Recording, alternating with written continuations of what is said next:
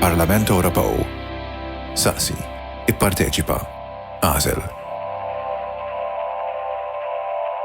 Dr. Cassar, thank you for accepting this interview. You were an ambassador for a number of years in China. What is your experience of the Chinese and the Chinese investors? I think, one of the most impressive things, my first experience with China was some 25 years ago.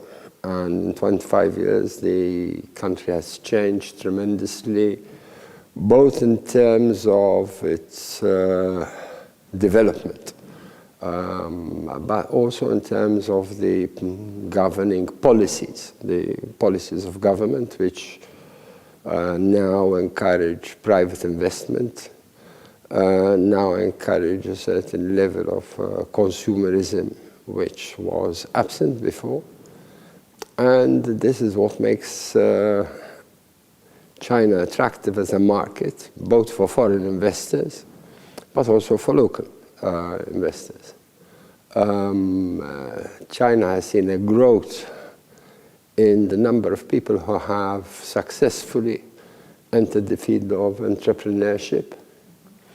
And clearly, like others, these people seek opportunities abroad, primarily in the field of raw materials, which are necessary for their own industries at home.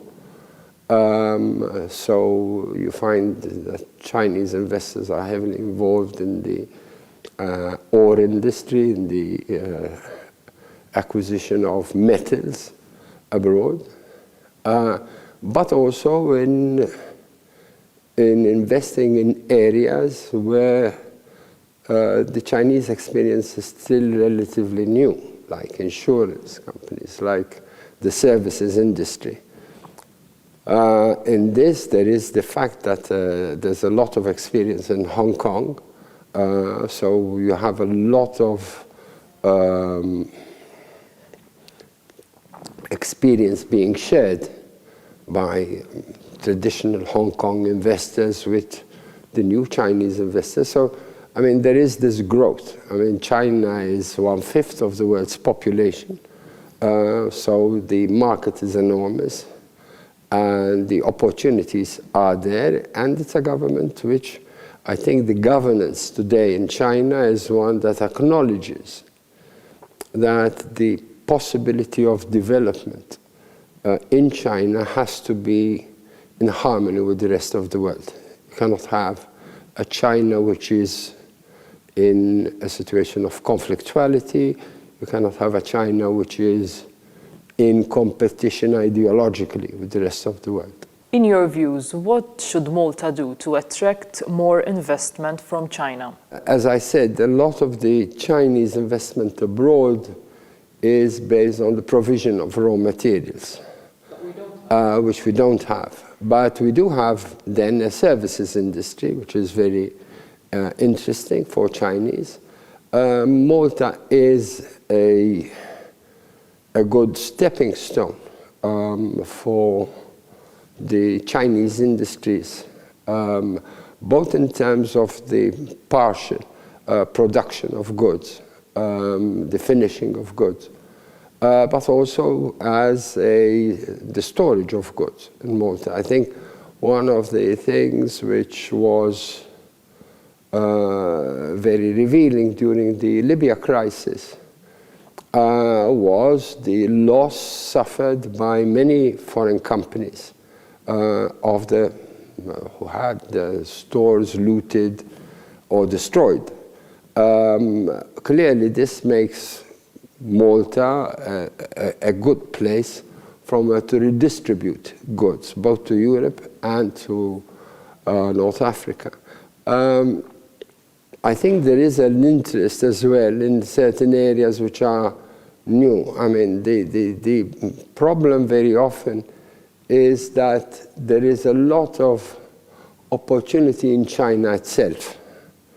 So, and very often when stepping out of the country, Chinese investors who are primarily involved in the manufacturing industry are looking for areas which are even cheaper than China. Malta is definitely not in that category. So we have to aim at a level of investment which is different. So this is why, for example, in terms of insurance companies, which are servicing industries which are interesting and rather new to the Chinese market. What is the future of China, not only in the economic sense, but even in the political and social aspects? I think there is today a very clear awareness that what has been achieved in terms of social advancement has to be retained and expanded upon. Notwithstanding some restrictions, China today is linked to the rest of the world in terms of in terms of communications. So the average Chinese person has access not only to the rest of the world, but with the equivalent of Facebooks and things like that, but even with the whole Chinese community. So what happens today, if you get a story which is happening in the south of China, within seconds there are not a few thousand people who can access that information. There are a few millions who can access that information. And this is in a way helping as well governance. For example, recently there's been this drive by the Communist Party in China to eradicate corruption amongst officials. Most of the cases in such instances have been exposed by common citizens and their Facebook equivalent pages. So you do have an awareness of the benefits which can come from that. Clearly, there is the need, I think, to upgrade the level of communication, the level of participation between the people and the governing party. Technically, in China, there are other parties apart from the Communist Party, but clearly the predominant role is that of the Communist Party. So how much will this evolve into? I don't believe that this will evolve in the short term to the type of democracy which we are used to, of a multi-party system with an alternation of power. But I think there is this great effort to have a reform from within. And reforms from within can bring significant changes. I mean, if I can draw a parallel, the reforms within, let's say, the Catholic Church after Vatican II made significant changes. So significant changes which can be positive. And I think, sort of the immediate priority of government today is the narrowing of an imbalance which has created itself between areas which are coastal areas where you have the major industries in China based, where the major industries in China are based, and the internal parts which have, where development has remained relatively at a slower pace. Now with the development of the internal market, it is more likely that you have development moving in the inner parts of China. And this is very important because the diversity between the different parts of China can be of a social problem and also equally of a political problem eventually. The European Union wants China to shoulder more corporate social responsibility, social and environmental clauses. Concretely, what is China doing to ensure that this is being done? I think there is a marked effort, and the marked effort, I think it would be a mistake to ascribe the steps being taken by the Chinese authorities in greater control only to the intervention of the European Union. I think the European Union has been helpful in its insistence, but primarily it is a reaction to what the Chinese public is demanding.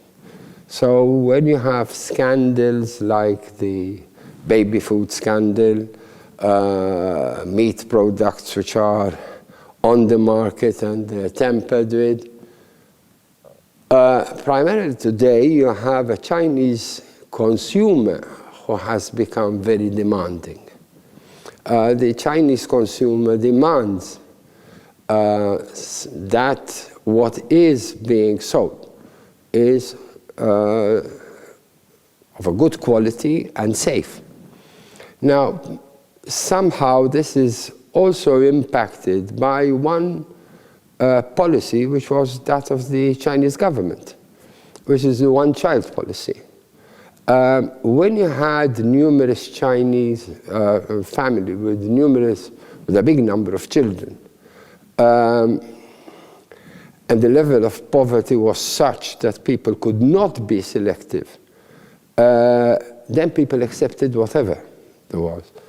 Now that the only child in a family is one, and normally behind that child, now we are in the second generation of the two-child policy, of the one-child policy. So behind that child there are the parents and two grandparents. The welfare of that child becomes very, very, very precious. So it is the consumer that demands change and demands restrictions. And this happily coincides very often with the measures that the European Union is asking China to assume. Likewise, for example, when you take the environmental issues, I lived in Beijing for 3 years, and I don't think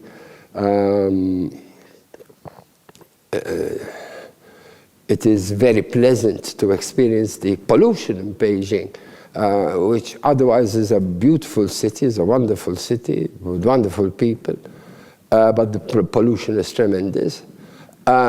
Things are going to change in Beijing eventually, not because people like me who live for a period of time in Beijing request that, but because the people of Beijing themselves, the 22 million people, Chinese people who live in Beijing, are requesting the authorities to. So I think the European Union should continue with a certain level of pressure, but there should be a greater acknowledgement that the Chinese public today has become a discerning Chinese public, has become a demanding Chinese public, and support this effort by the Chinese public, rather than try to take credit for who is doing most for what. From China, we get a lot of commuter field products, such as toys and medicine. Concretely, what is China doing to stop these products from being manufactured? As I said, there are measures which are being taken thanks to the. I think in the field of toys, very often it is a question of adaptation, in the sense that you have industries which are well established. So I think there are various levels of safety. And I think sometimes it is felt. I mean, most of the toys I used to play with as a child would today be considered as unsafe because of the various the materials from which they're made and everything. I think as time goes on, for the reasons I said earlier, the demands of the Chinese consumer itself is bringing about a change in what is put on the market. So basically it's a question of mentality. The mentality is changing. It's changing, so the products change. I mean, as much in the same way as happened in Europe. I mean, it would be unthinkable today to put lead soldiers on the market. But people of my generation, all of us were playing with lead soldiers. In the field of medicine, I think it's different. I think there is a question of culture. The ban on Chinese traditional medicaments is not a ban on products which are similar to the European products, but they are products which are the fruit of thousands of years of experience. I think the formula in which these are done is very exclusive, very secretive and everything. I think the medical tests, sometimes whenever I had the opportunity to discuss this with Chinese people, they feel very offended because they say this is the traditional Chinese medicine has worked for thousands of years. Is something which has developed in over a period of 2,000 years at least. How can you compare this with European medicine or Western medicine, which has primarily made advances in the last 50 years? Give us the credit that we have the experience on the field. So I think that it's a question of two different cultures. And as always, it's very easy to accept something which comes from one's own culture. It's very difficult if something is different to what we're used to accept. So the scientific criteria, which the West demands very often of China in order to permit these products on the market, also is something which is very difficult. I mean, we used to see the same attitude in the field of acupuncture. It's only now that there is a level of acceptance in the West that acupuncture does indeed work. There was a lot of resistance in the past to its practice, and there still is in some instances by people in the field. So I think we have to have greater dialogue in the field of medicine to rediscover things. The culture in Malta and in the EU is different from that of China. What are the things that Malta and Chinese investors should be on the lookout? I think we often look at China as a very closed society, sort of a society which was traditionally closed up to foreign cultures. And we do this, though, from a position of quasi-superiority. Because as much as we would like others to be influenced by our own culture, we are resistant to others influencing our own culture. I think in China itself, particularly because of the openness in the past 20 years, there is a certain awe. So most people look at foreign cultures with great interest. I think, when you go to a theater in China and there is Italian opera being sung, and you find that there is an audience of 2,500 people for that concert, and of these 2,500 people, nearly 99.9% are Chinese who are understanding what is being sung, because they are all Italian speaking. There is something which I don't think we have as yet on our part.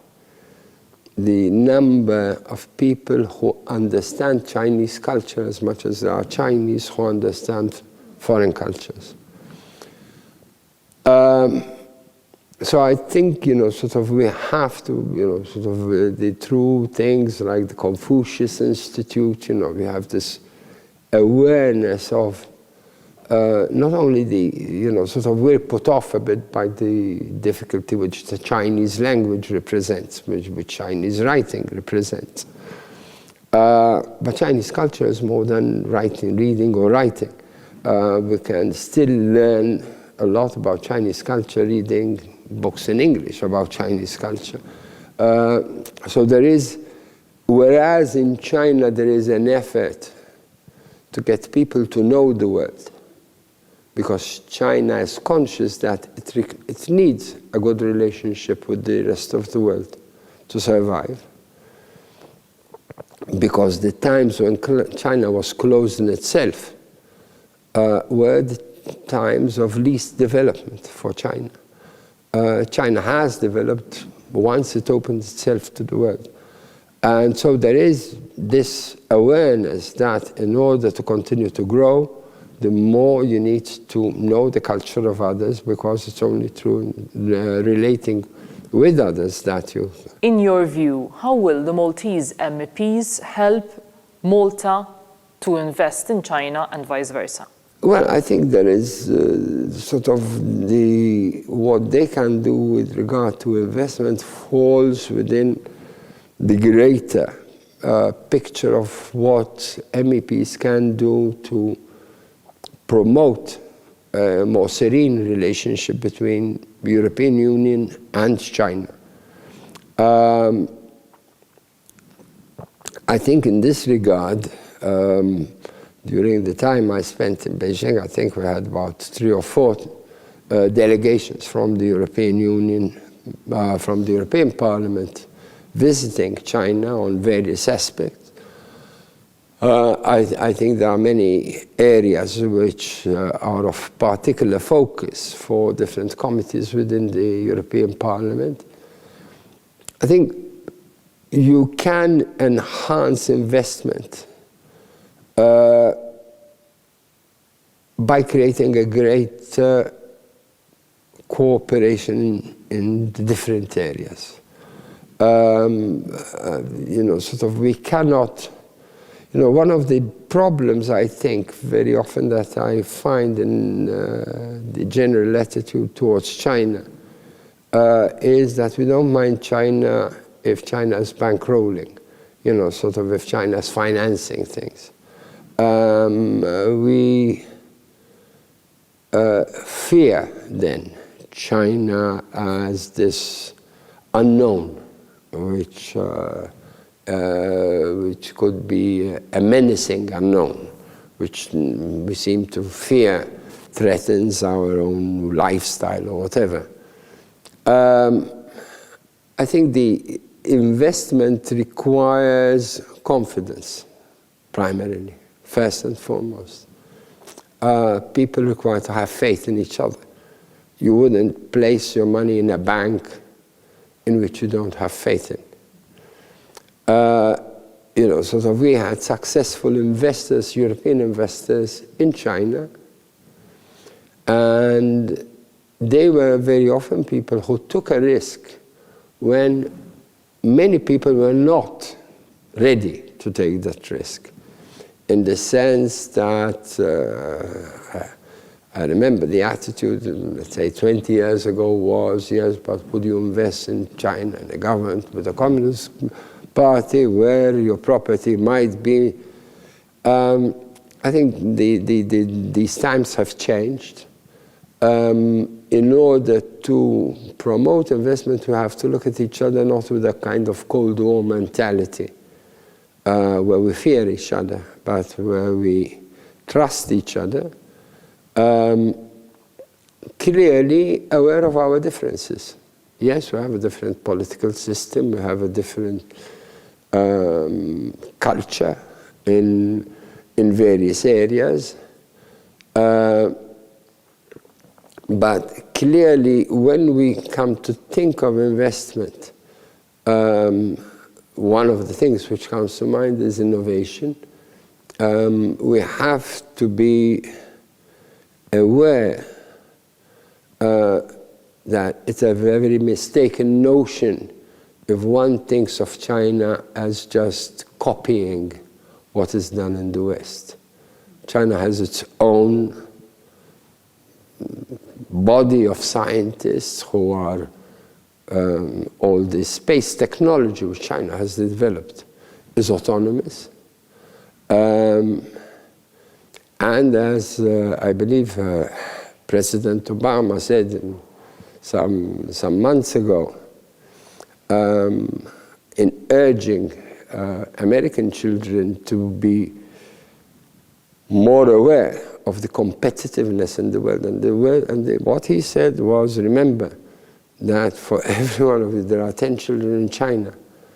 And these are studying hard.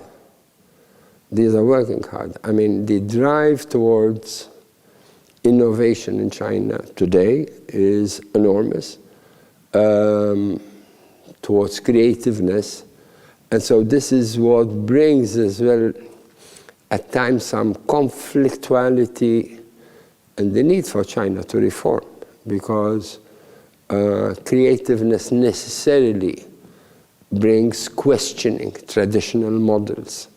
And in this regard, especially in the old guard, there's still a resistance to questioning. But if one wants innovation, that level of questioning must be there for innovation to be successful. So you have this dynamic, and I think the role of European members of parliament is to bring the diversity which exists in Europe and the manner in which diversity can exist in dialogue as one of the platforms which is more attractive, which should be more attractive to the Chinese investor. Because if you have an environment which is open to different cultures, then it's easier to, sometimes it's more difficult for the Western investor, because practically China is, there are different cultures in China, but primarily it's the Han group, which is the predominant group, and where you have had a traditional governance which has been dominated by this mentality. So I think, and the second thing which is interesting for Chinese investors, I think, is the security of the legislation in Europe, which legislation in Europe gives to investors. Now this security works both ways. Works in terms of protection, what we were mentioning before, the protection of workers' rights and good practices and standards, but also works in favor of the investor in guaranteeing that that investment is not threatened by political change or whatever. Dr. Cassar, thank you very much. Parlament Ewropew. Saqsi, ipparteċipa, għażel.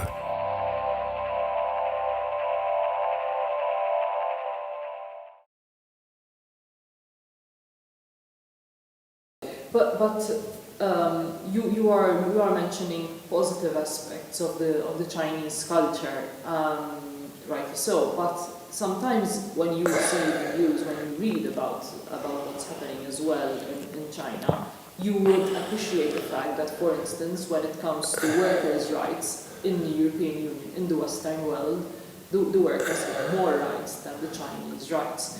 Now, would you blame a Maltese or a European worker to see an investment from China coming to his country, and he would say, listen, will my rights be respected by that investor, since in his country there's a lot of rights?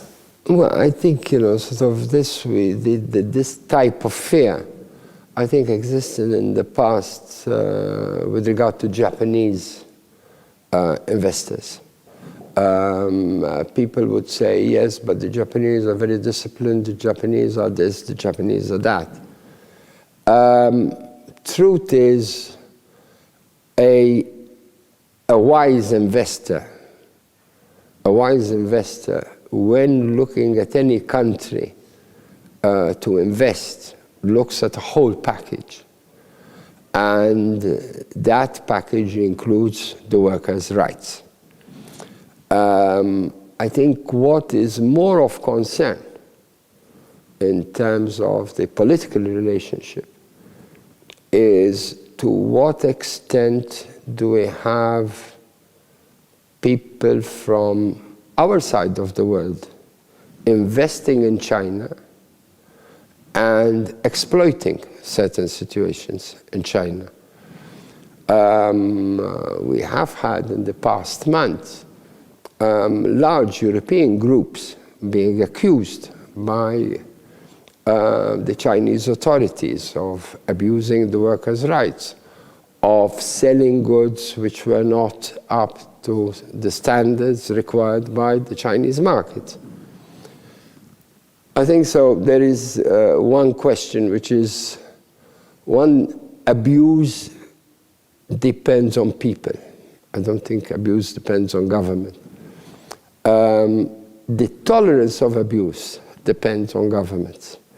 And I would suppose that if there is any Chinese investment in Malta or in any part of the European Union, it's up to the local authorities to see that all the required conditions are respected. I personally do not think that sort of the fear is always of sweatshops being finding themselves in Europe. I think the experience that we've had till now is wherever these sweatshops have been discovered, is that the people working there were never, for example, the ones discovered in Italy recently, the workers there weren't Italians. The workers there were illegal Chinese migrants who had to suffer whatever was available to them. So I think it depends a lot on the stringency with which the local authorities, the Maltese, the Italian, German authorities, see to it that investment is not abused of. But personally, I don't think that the serious Chinese investor would abuse of the local working environment, because Chinese investors today are conscious that they're not out for the quick buck. They're out for investment which is sustainable and which is long-term.